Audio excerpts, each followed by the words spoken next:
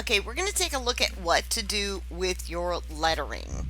And then we'll look at organizing design a little bit. But you have trimmers on your machine, and honestly, do this section and then do, these green sections, right? Do this section, kind of end it with that blue if possible. You might end up doing the pink, but even if you have to do this blue separate to get this order, you're good. But let's look at these letters. If you can't find a font that comes close to this and you need to make a font, well, we've got some tools that'll make that really, really easy. If we go to our Create toolbar again, I look at my letters. You can go online and kind of look for a font, but I'm just going to type in the word fantastic, and we'll start there. Okay, so what I've got is this Arial font, and I'm going to click here, and I don't really know off the top of my head what's on my computer, but I'm going to just kind of scroll through these fonts to see if I can find something that looks similar to what I have here, because I can always edit that out. Now, worst case, Bell Gothic's not too bad. And I'm just going to kind of scroll through and see what I've got here, because there's no guarantee that I have something like that, but generally, you might find something that says curved or rounded, and I know I've got a couple of those in there that might make it a little bit easier to work with. But what you want is something that's similar in width and shape, okay? And as I go through here, this one might not be too bad, but the A's are nowhere near what they are. This one, the A's are a little bit closer. So you can see, kind of what I'm looking at. Now, this one here is not bad, and it's called, Omega. You just want to make sure your worst letters are going to be those A's, right? Everything else you can kind of deal with. So what I have is one called CG Omega, and I'm going to bold that font, okay? It's close enough that I can, edit this and make it be what I want it to be if I can't find something similar. Although I imagine that there's probably a child's font, and I'm just going to kind of scroll down here, and, I've got one that's rounded.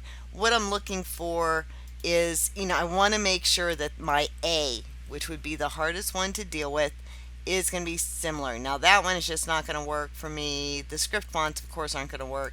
It depends on what font you've got or what you find. And this one actually is called Comic Sans MS. Is pretty close to this font, right? Everything's rounded. That makes it even easier. I might take the bold out, see if that helps. And let's go ahead and we'll use this, okay? So now it's going to be much bigger than what I need, no biggie, because, we can always rescale it. And, so I'm going to just go ahead and scale it down a little bit, bring it over here. And, if I find that that is too thin and, isn't going to do what I want, even after I scale it back up, right? Then, I can go back in and say edit, and say, well, that really does need to be bolded, and redo it, right? So here we go. Bold is going to work for this. I've got this kind of, working well. My T's aren't correct. It's kind of hard to see behind these letters. So, if it gets too hard to see, go into view outline mode, and that's going to let me kind of scale them to the right size and use these little nodes to space them correctly if I need to, right? Okay, so once I get this kind of where I need it, then I'm going to start working on editing if I need to.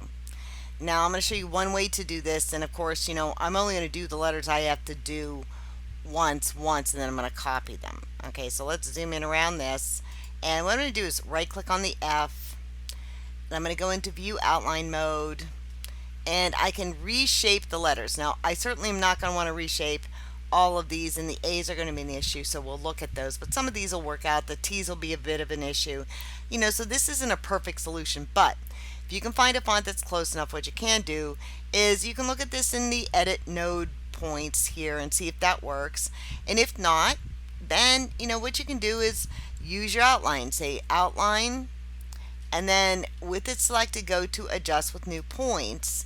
And basically from here, and we'll just do this in sections, to here, I need to reshape this, and if you can't see, go into your edit mode. Let me kind of get out of that and go into edit mode so I can do this from there. So right click and adjust with new points, and basically from here to here we'll work on this section, and just left click, make sure you get those green nodes, mouse over, and you end up with this attached to your mouse. So what you can do is come up here and left click, right click, right click, and if you make a mistake, again backspace, and the tighter the curve, the more right clicks you need to place. And when you're done with that section, press enter. So now I've got that reshaped, and I can do the same thing with the rest of this. I can come down here and say from here to here and select this section, and trace over this section, right?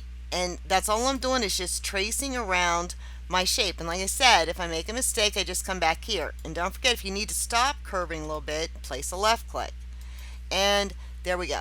So now to make this change to what I want, a lot of times I go to complex, and then I will go back to satin, and here's what I have. So I'm able to get that shaped very quickly.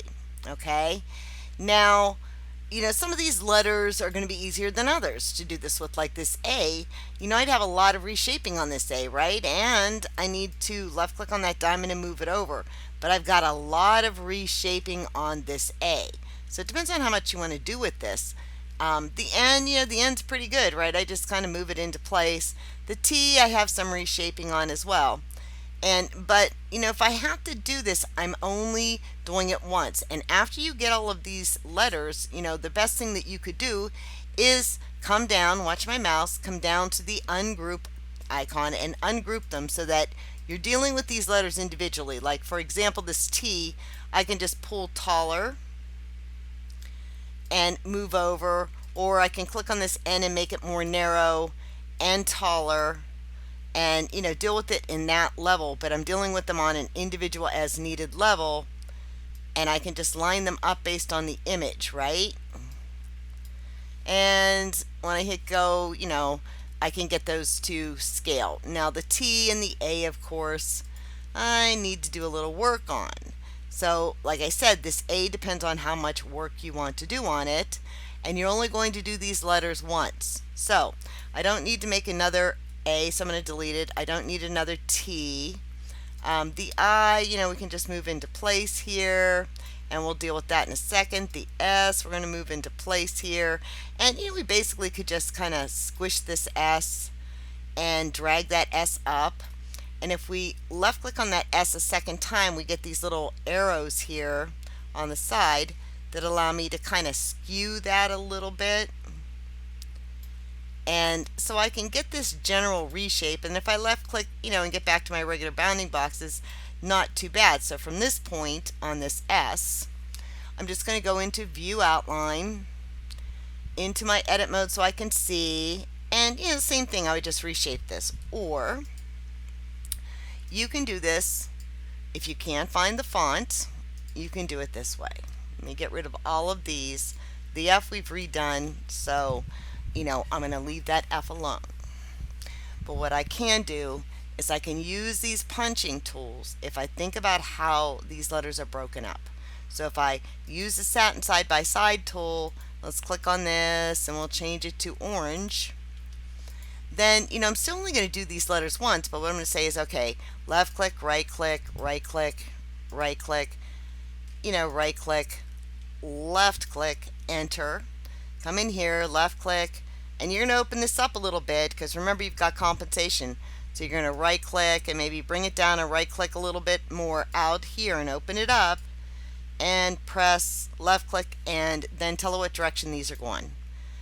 So you control the direction that this section is stitching and press enter.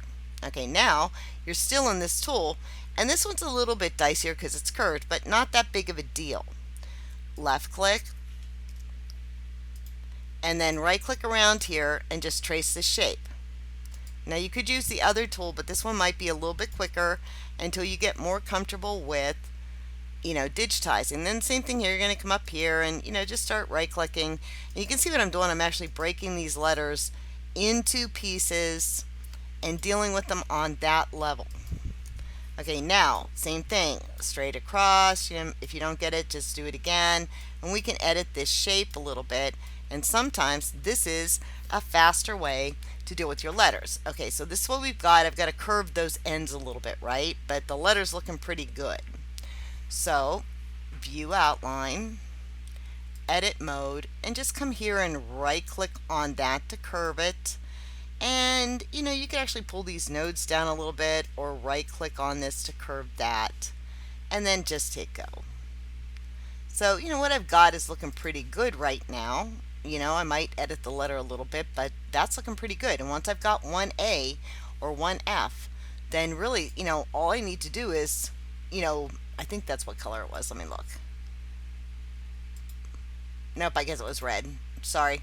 But anyway, you get the point on that. All I have to do is really make these letters right once. Okay, so now I've got the A, so let's come down here and in our film strip and left click on the first A, hold the control key, left click on that second section of the A, and copy, paste, come down and group it together, and just move that A over.